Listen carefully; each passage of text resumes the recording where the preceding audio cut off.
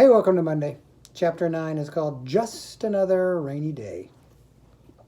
The next day it rained. My father asked me how I'd like to go to the movies. Just me? I asked. No, all three of us, he said. Fudge is too young to go, I said. Don't you think so? Maybe, but I can't think of anything else to do with him. What do you think? That'll take up a few hours. You could give him some socks, I suggested. You know how he loves to play with socks. Yeah, socks aren't going to last the whole afternoon, my father said. That's why I thought we'd go to the movies. What do we see, Dad? My father checked the New York magazine. Well, there's a movie called A Bear's Life. It's playing in the neighborhood. How does that sound? What's it about? I asked. A Bear's Life, I guess, my father said. It's rated G. I was thinking of a good Western with lots of action, or else a picture where it's rated R where you can get in if you're under 17 unless you're with your parents, but my father had made up his mind. He said, nope, A Bear's Life. That's what it was going to be.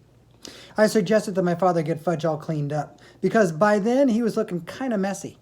I don't think my father even put him into his pajamas last night. He's been wearing the same polo shirt ever since my mother left yesterday morning. By 1 o'clock, we were ready to go, all three of us. We wore our raincoats and our boots, and my father took his big old black umbrella.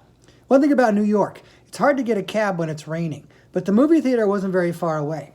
My father said, we'll walk. It'll do us all good. There were a lot of puddles. It was really pouring. I like to walk in the rain, especially if it isn't too cold out. It feels nice when it gets in your face. I jumped all over the puddles. My father avoided him too, but not Fudge. He jumped right into every puddle and splashed around like a little duck. By the time we got to the movie theater, his bottoms of his pants were soaked. My father took him into the men's room. He stuffed a bunch of paper towels up each pant leg so Fudge wouldn't have to sit around all wet. At first, Fudge complained, but when my father bought him a big box of popcorn, he forgot all about his stuffed pants. Right after we got settled in our seats, a big boy sat down in front of us, right in front of Fudge, so he had to change seats with my father. Now he was on the aisle. I was in the middle, and my dad was on the other side. When the lights dimmed, Fudge said, "Ooh, dark." I told him, "Be quiet, you can't talk in the movies." "Okay, Peter," he said. That's when he started throwing his popcorn. At first I didn't notice, but I wondered why the people in front of us were turning around every second. And then I heard Fudge whisper, "Pow, pow, pow," and I saw him throw handfuls of popcorn. I poked my father. "He's throwing his popcorn," I whispered. My dad reached across and tapped Fudge on the leg. "If you throw one more piece, I'm going to take it away from you." "No throw," Fudge said very loud. "Shh," the people in front of us said. "Shh," Fudge said back to them. You see, I told my father, he's too young for the movies. He doesn't understand. But from the moment the first bear came on the screen, Fudge sat still and watched. And after a while, I forgot all about him and concentrated on the movie. It was much better than I thought it would be. It showed all these bear cubs and how they live. I'm not sure when I realized Fudge was gone. I guess it was when I turned to ask him if he had any popcorn left. I had already finished mine and I was still hungry. I was really surprised to see that he wasn't there. I mean, one minute he's sitting right next to me, and the next minute he's gone. "Hey, Dad," I whispered to my father, "he's gone." "What?" my father asked. "Fudge isn't in his seat." My father looked over. "Well, where'd he go?" "I don't know. I just noticed he was gone." "Let me out, Peter. I'll find him." "Should I come too?" I asked. No. You stay here and watch the rest of the picture. He's probably just wandering around the candy counter."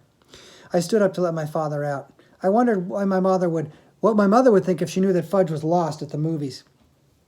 A few minutes later, the picture stopped, right in the middle of a scene. The soundtrack trailed off like a broken record. All the lights came on, and the audience let out a groan, and some kids called out, "Boo! Boo!" And then my father and two ushers and a man in a suit came over to me. "He was sitting right here," my father told them, pointing to the empty seat on the aisle. "Well," the man said in a suit, "we've checked the restrooms and the office, and he's not behind the candy counter. We'll have to search the theater." He cupped his hands around his mouth and shouted, "Ladies and gentlemen, may I have your attention, please?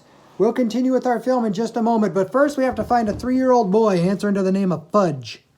Some people laughed when the man said his name. Yeah, I guess Fudge does sound funny if you're not used to it. I thought, maybe he's been kidnapped. Ooh, would my mother be mad? That crazy kid. You can't even take him to the movies. And then I thought, who'd want to kidnap him anyway?